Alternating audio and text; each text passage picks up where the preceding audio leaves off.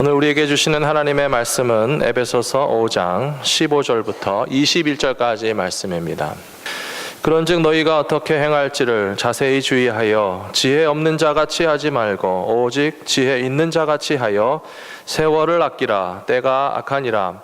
그러므로 어리석은 자가 되지 말고 오직 주의 뜻이 무엇인가 이해하라. 술 취하지 말라. 이는 방탕한 것이니 오직 성령으로 충만함을 받으라. 시와 찬송과 신령한 노래들로 서로 화답하며 너희의 마음으로 주께 노래하며 찬송하며 범사에 우리 주 예수 그리스도의 이름으로 항상 아버지 하나님께 감사하며 그리스도를 경외함으로 피차 복종하라. 아멘. 할렐루야. 좋으신 하나님을 찬양합니다. 아까 찬양 시작할 때보다 훨씬 더 많은 성도님들이 오셨네요. 아까 인사했지만 못하신 분들이 또 계실 것 같아서 이번 주 목요일이 설날입니다. 저는 1월 1일에도 새해 인사하는 것이 기쁘고 또 설날을 맞이하면서 또 새해 인사하는 것도 또 기쁩니다. 두 번 서로 축복할 수 있으니까 얼마나 좋습니까? 우리 좌우에 계신 분들에게 새해 복 많이 받으십시오. 새해 복 많이 받으세요. 새해 복 많이 받으세요. 인사 나눠주시기 바랍니다.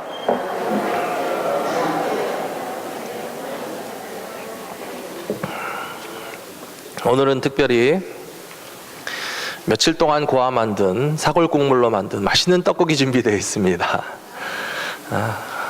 말씀의 은혜도 받으시고 예배 잘 드리시고 또 친교하는 시간에도 모두 꼭 참석해 주시면 감사하겠습니다.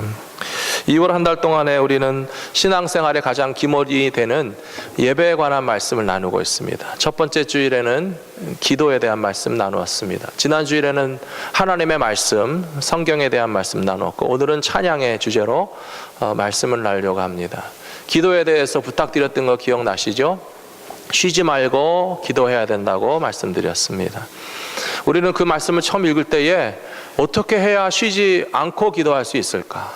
잠도 안 자고 기도해야 되는지, 밥도 안 먹고 기도해야 되는지, 일도 안 하고 기도해야 되는지 당황할 때가 있습니다. 잠 주무시면서 기도하셔도 괜찮습니다.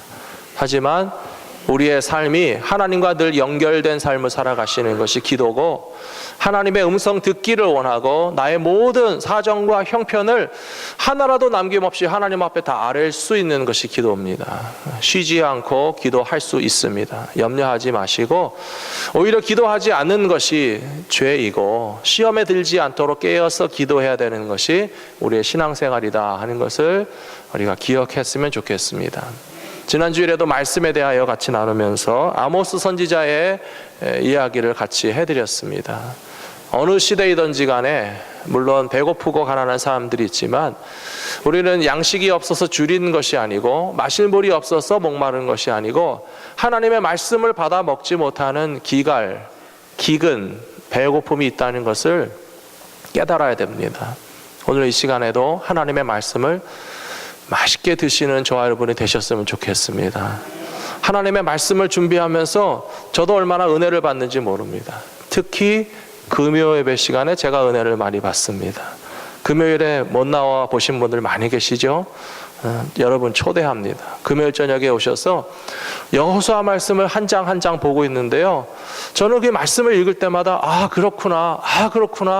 하나님께서 이렇게 말씀을 주셨구나. 그 말씀이 너무 달고 오묘한 말씀으로 느껴지는데 금요 예배에 오신 분들하고 제가 막 신나게 하나님의 말씀을 나누거든요.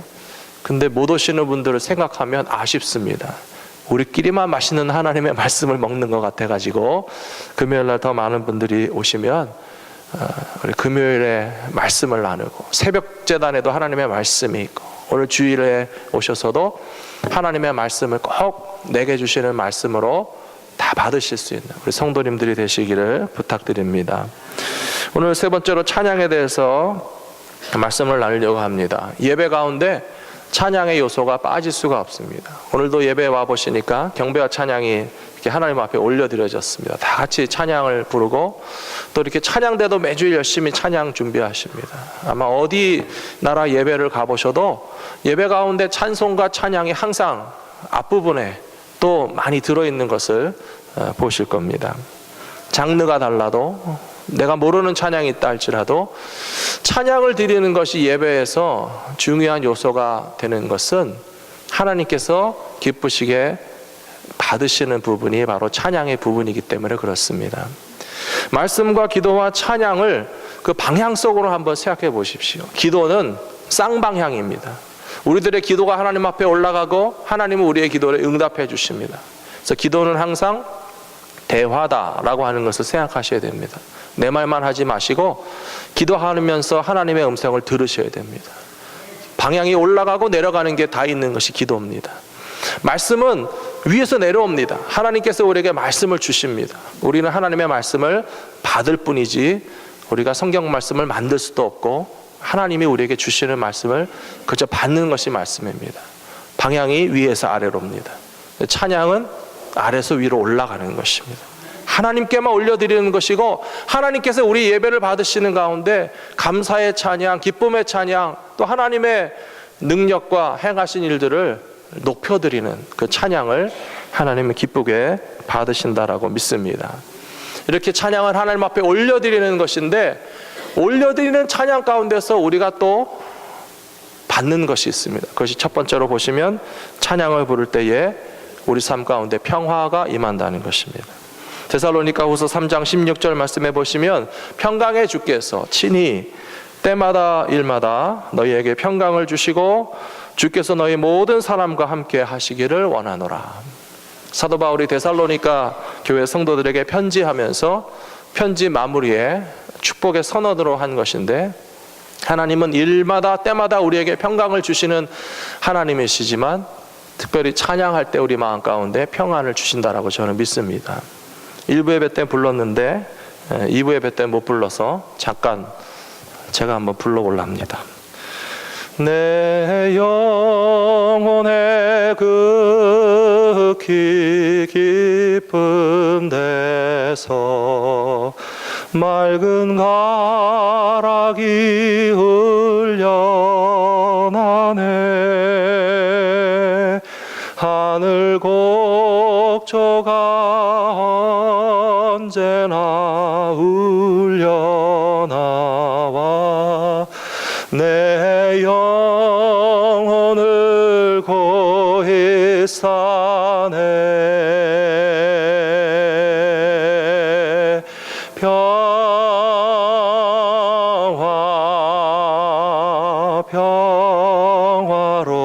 평화로다. 하늘 위에서 내려오네. 그 사랑의 물결이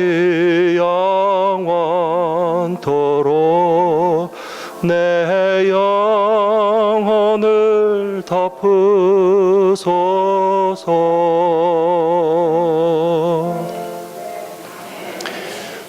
찬양을 부를 때에 우리 마음속에 울림이 느껴질 때가 있습니다.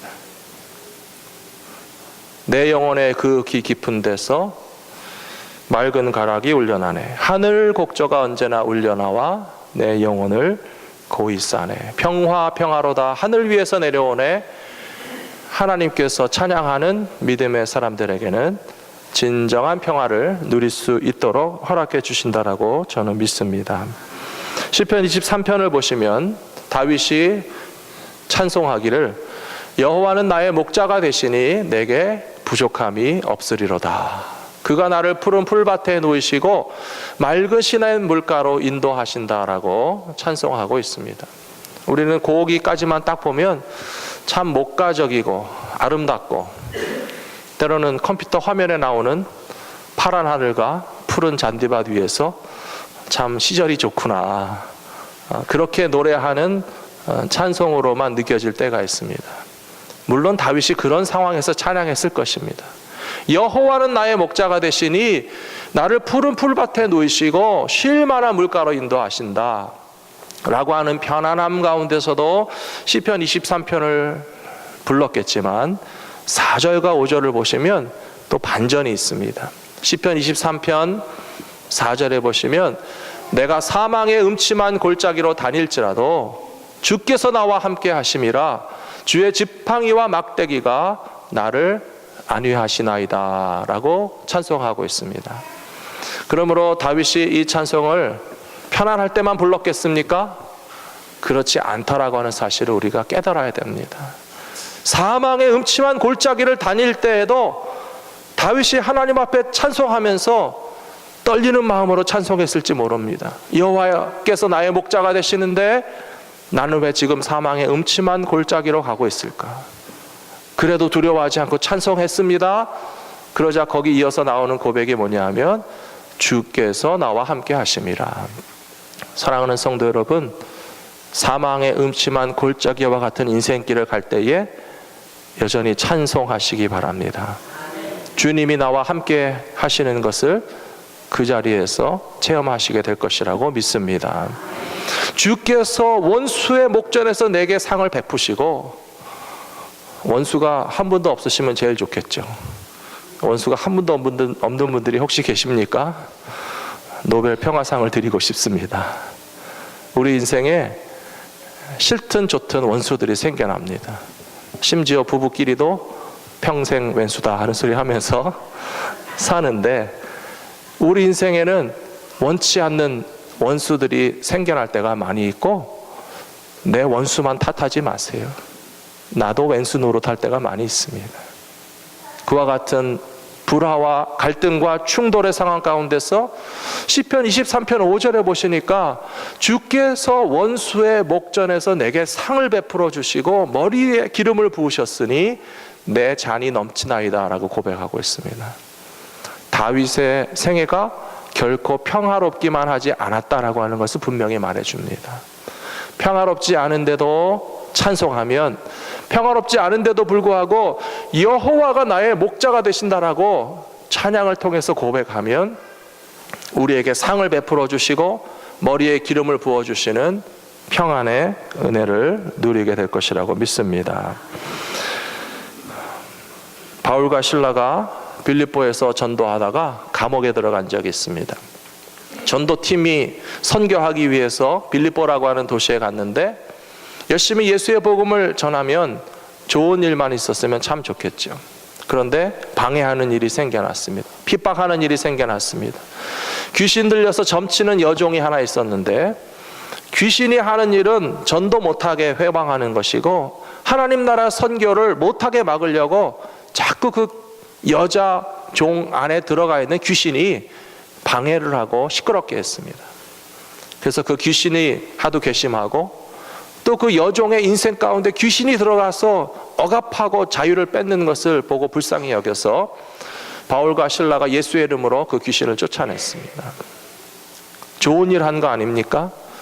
그런데 그 여종을 통해서 점을 치면서 돈을 벌던 주인이 고소 고발을 해가지고 바울과 실라가 매를 맞았습니다. 감옥에 들어갔습니다.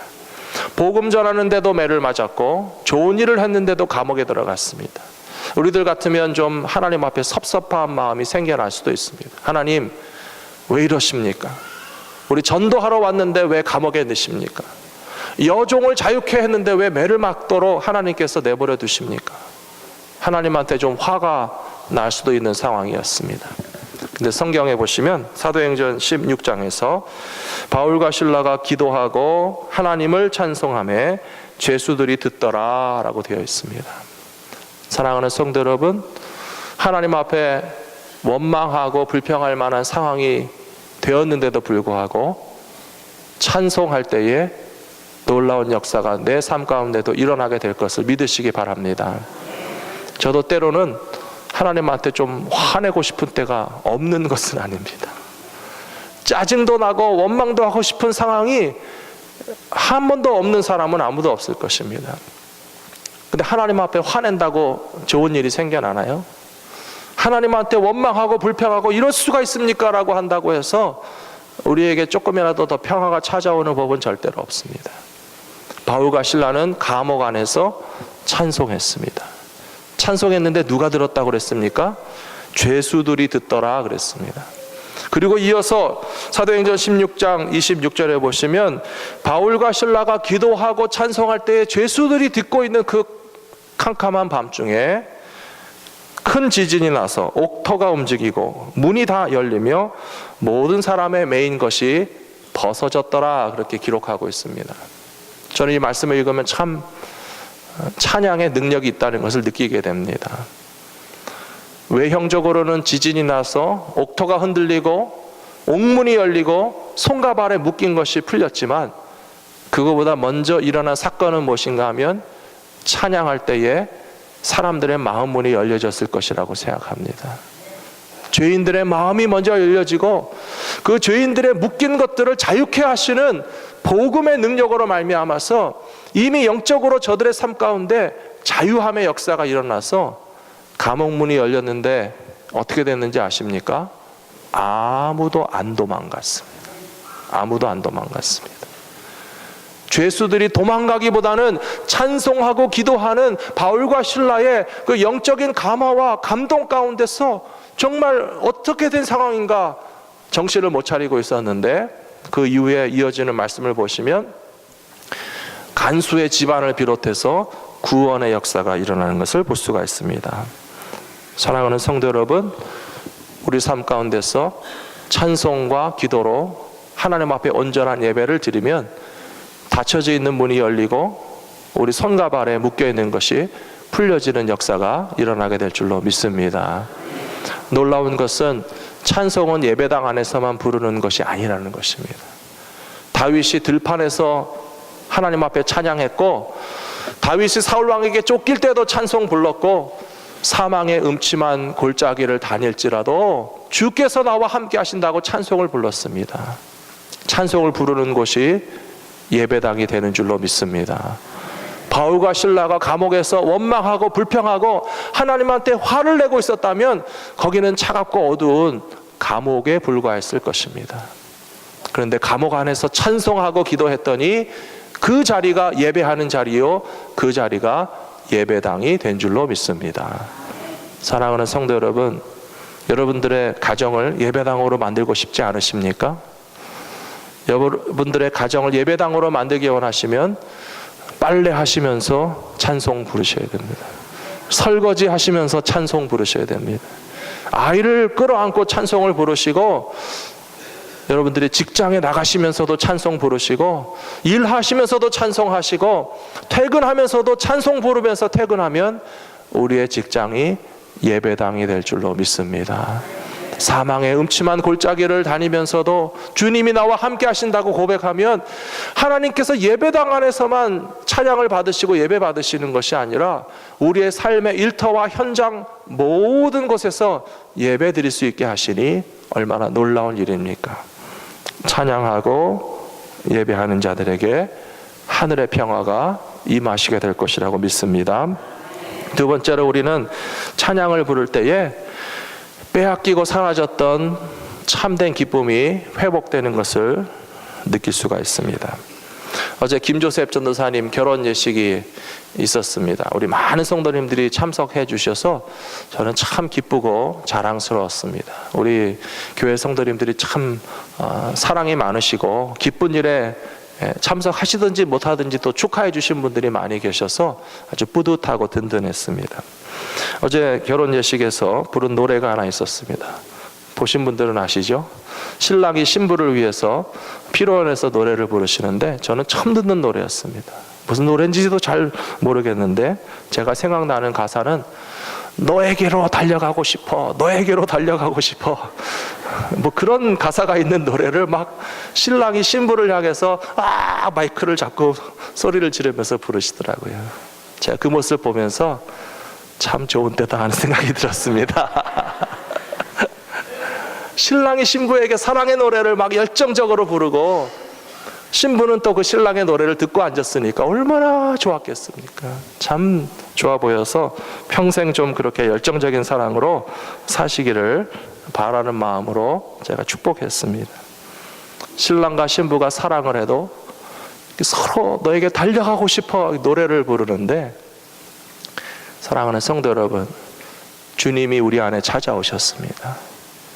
예수 그리스도께서 우리의 신랑이 되시고 우리에게 구원을 베풀어 주시기 위해서 하나님의 아들이 이 땅 가운데 찾아오셔서 나와 같은 인생을 만나 주신 것을 느끼게 될 때에 열정적으로 주님 앞에 감사의 찬송, 사랑의 찬송을 부르실 수 있는 믿음의 사람들 되시기를 축복합니다.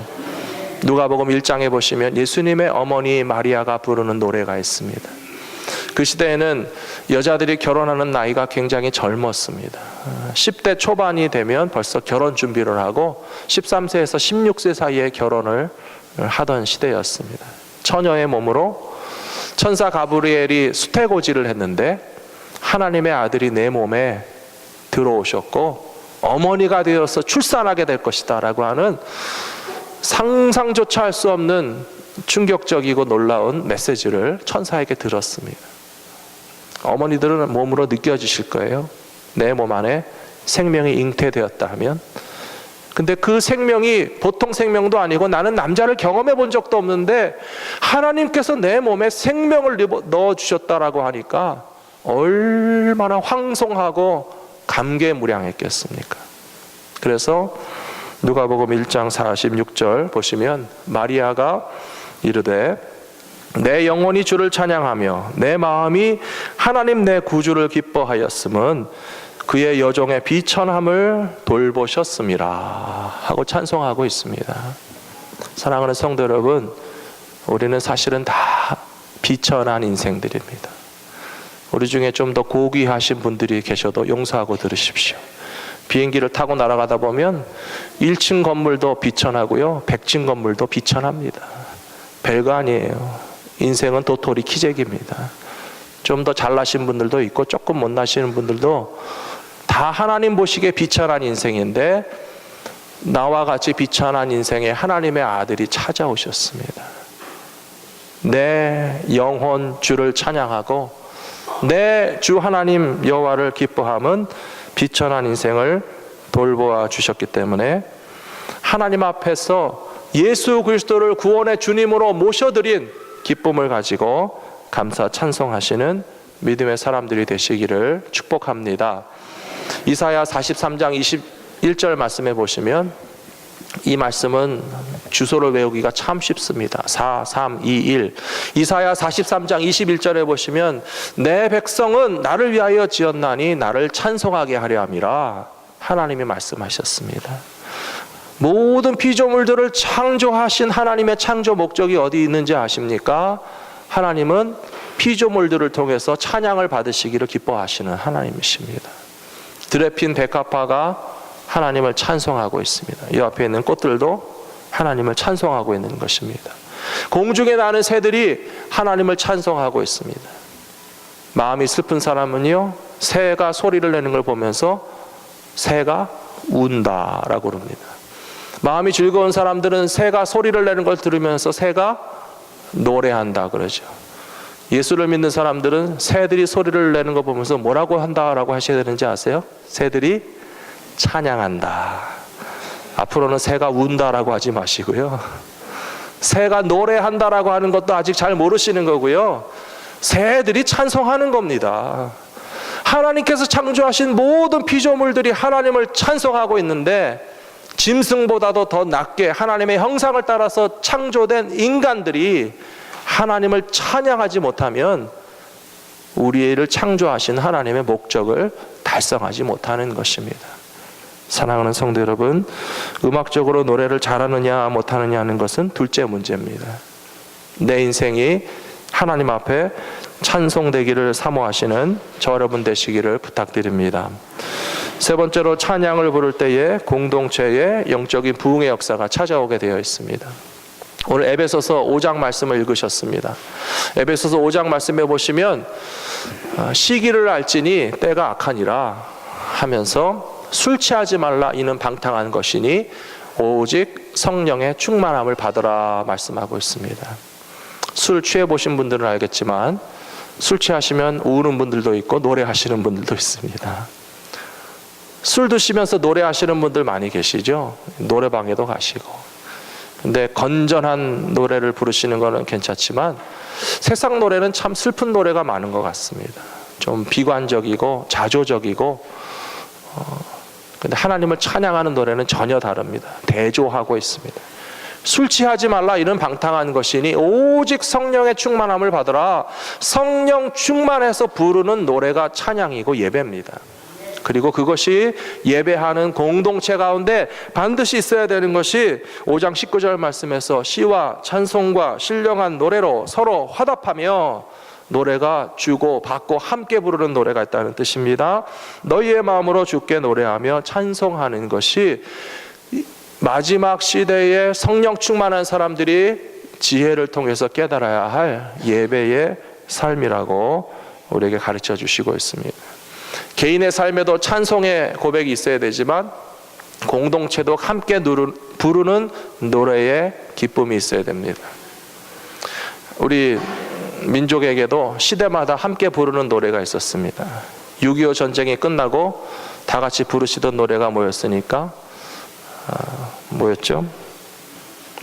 영화에도 나온 것처럼 눈보라가 휘날리는 바람찬 흥남부두에 그런 노래를 부르시면서 피난 시절을 같이 보내신 노래가 있었고, 배고프고 가난한 시절에 부르던 노래는 잘 살아보세 잘 살아보세 노래를 부르셨고, 요즘 유행하는 노래는 또 야야야 내 나이가 어때서 그런 노래는 또 부르신다 그래요. 같은 노래를 부르시는 분들은 공감하는 면이 있다는 것이에요. 우리가 배고프고 잘 살아보기 원하니까 잘 살아보세를 부르고, 이제 고령화 시대가 돼서 연세는 많이 들으셨는데 나이 들었다고 무시하지 말라고 야야야 내 나이가 어때서 그런 노래를 부르시면서 어떤 한 세대가 공감하는 그 시대에 공통된 노래들이 있습니다. 하나님의 백성들은 무슨 노래를 같이 불러야 되겠습니까? 우리를 구원하신 구원의 주님, 우리의 참 소망이 되시는 예수 그리스도를 경험하고서 우리가 함께 부르는 노래 가운데서 공감하는 은혜가 신앙 공동체 예배 가운데는 항상 있는 것이라고 저는 믿습니다. 어떤 간호사가 있었는데 양로병원에서 일하시는 분입니다. 양로병원에 가보시면 다 몸이 불편하신 분들이 많이 계십니다. 몸이 아프면 의지하게 됩니다. 짜증도 납니다. 또 자꾸 불러다가 이걸 해달라 저거 해달라 부탁할 수밖에 없습니다. 또 양로병원의 역할은 그렇게 오래 누워 계신 분들을 돌봐드리는 곳이니까 당연히 해야 되겠죠. 그런데도 어떤 경우에는 기쁘게 가서 도와줄 만한 그런 분도 있습니다.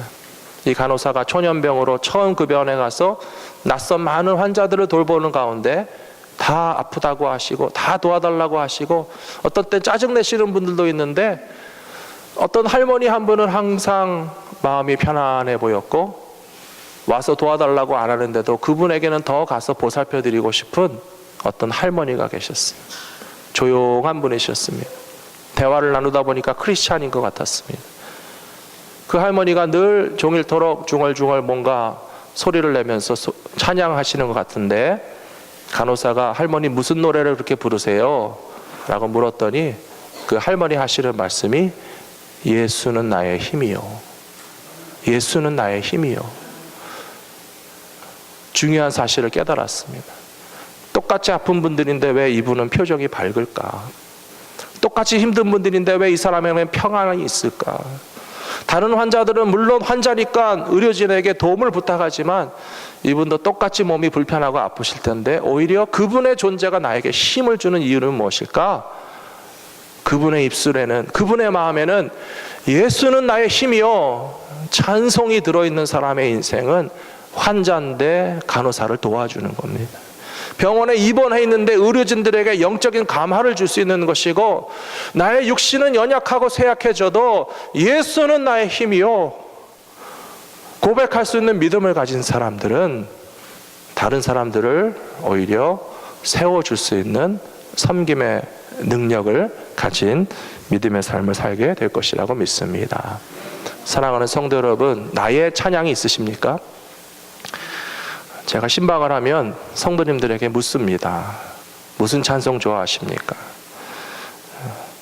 그 이유는 사실은 제가 테스트하고 있는 겁니다. 여러분들은 정답을 준비하셔야 됩니다. 제가 찬송 준비를 안 해서 묻는 게 아니에요. 이분에게는 어떤 찬양의 고백이 있을까 궁금합니다. 노래방에 가도 내가 부르시는 노래가 있잖아요. 세상 노래 가운데서도 내 18번이 있다고 그러잖아요. 하나님께 대한 내가 은혜 받은 찬송, 이 찬양을 부르면 내 가슴이 뜨거워지고 주의 은혜가 느껴지고 나의 신앙생활 가운데 이 노래가 나의 찬송이다 하는 그 찬양의 고백이 꼭 있으셔야 됩니다. 그거 무서워서 신방 못 받지는 마시고, 신방 가서 묻거든 무슨 찬송 좋아하십니까? 그러면 저는 이 찬송을 좋아합니다 라고 고백하는 찬송이 개인에게 다 있으셨으면 좋겠어요. 찬송 받으면서 눈물 흘리셔야 되고, 찬송 부르시면서 은혜 받으셔야 되고, 이 찬송 가운데 나는 주님을 만났다라고 하는 고백이 개인적으로 다 있으셔야 됩니다. 개인뿐만 아니라 공동체에도 같이 있어야 됩니다. 찬양인도 지금 몇 주째 잘 해주시고 있거든요. 참 제가 고맙고 감사하고 우리 성도님들이 같이 찬양하시는데요. 찬양인도 하시는 분들이 아셔야 할 중요한 게 있습니다. 새 찬양도 배워야 됩니다. 하지만 다 같이 은혜 받을 수 있는 잘 아는 찬송을 더 많이 부르셔야 됩니다. 공동체가 같은 노래를 부를 때 은혜를 받는다니까요. 우리 갈보리 믿음교회는 예수의 복음을 감사하고 찬양하는 찬양의 공동체가 되기를 소원합니다. 우리는 다 주님께 은혜 받은 자들로서 주님의 인도하심을 따라가는 인생이라고 함께 고백할 수 있는 찬양을 서로 부르면서 화답하는 성령 충만한 믿음의 사람들의 공동체가 되시기를 주의 이름으로 축원합니다. 반주하지 마세요. 아까 잘 하셨어요. 지금 하지 마세요. 우리 같이 한번 불러보겠습니다. 좋으신 하나님, 좋으신 하나님, 참 좋으신 나의 하나. 옆에 계신 분 손 좀 잡아주시고요. 사랑의 주, 사랑의 주, 사랑의 주, 사랑의 주, 나의 예수님, 나의 예수님, 우리의 기도를, 우리의 기도를 응답해 주시네. 응답해 주시네. 참 좋으신, 참 좋으신 나의 하나님, 나의 하나님, 주 예수보다 더, 주 예수보다 더 귀한 것은 없네. 이 세상 부귀와 바꿀 수 없네. 영죽을 내 대신 돌아가신 그 놀라운 사랑 잊지 못해. 세상 즐거움 다 버리고 세상 자랑 다 버렸네. 주 예수보다 더 귀한 것은 없네. 예수밖에는 없네. 아멘. 기도하겠습니다. 고마우신 아버지 하나님, 우리에게 함께 부를 찬송을 주셔서 감사합니다. 우리가 다 비천한 인생들인데 하나님께서 죄인들을 위하여 독생자 예수 그리스도를 보내주심으로 구원받은 하나님의 자녀로서 세워주시니 감사합니다. 나와 같은 인생 가운데 하나님의 아들의 생명을 선물로 받았으니 어찌 찬양하지 않을 수 있겠습니까? 우리의 입술에, 우리의 마음에, 우리의 인생에 하나님을 향한 감사의 찬양이 멈추지 아니하도록 끊임없이 부어 주시옵소서. 예배하는 삶이 되게 하여 주시옵시고, 감사의 찬양이 우리의 가정 가운데도, 직장 가운데도, 사망의 음침한 골짜기를 다니면서도, 원수의 목전에서도 우리에게는 하나님 앞에 찬양할 충분한 이유가 있는 것을 깨닫게 하여 주시옵소서. 우리들을 얽어매고 핍박하는 감옥의 차가운 바닥 안에서라도 낭망치 아니하고 하나님께 원망하거나 불평하거나 분노하는 것이 아니요 찬송하게 하여 주시옵소서. 하나님의 뜻과 계획이 있으신 것을 내 인생의 차가운 감옥 바닥에서 깨닫게 하여 주시옵시고, 사망의 음침한 골짜기가 예배당이 될 수 있으며 차가운 감옥도 예배당이 될 수 있으며 요나와 같이 깊은 물속 물고기 뱃속도 하나님 앞에 기도하고 찬송하는 예배의 현장이 될 수 있는 것을 매일매일의 삶 가운데서 경험할 수 있도록 허락하여 주시옵소서. 우리 교회뿐만 아니라 이 땅에 있는 모든 하나님의 백성들이 함께 신령한 노래를 부르며 서로 화답하게 하여 주시옵소서. 예수는 나의 힘이요 주 예수보다 더 귀한 것은 없다라고 찬송하고 부르고 화답할 때에 함께 부르는 찬양을 통하여 우리 가운데 생명 주신 아버지 하나님만을 높여드리는 거룩한 하나님의 백성들이 다 될 수 있도록 은혜를 내려 주시옵소서. 오늘도 성전에 찾아온 모든 성도들 종일토록 하나님께 찬송만 부르게 하여 주시옵시고, 서로의 입술에서 신령한 노래들로 서로 화답하는 아름다운 교제의 시간이 이어져 나갈 수 있도록 인도하여 주시옵소서. 우리 주 예수 그리스도 이름으로 간절히 기도 올리옵나이다. 아멘.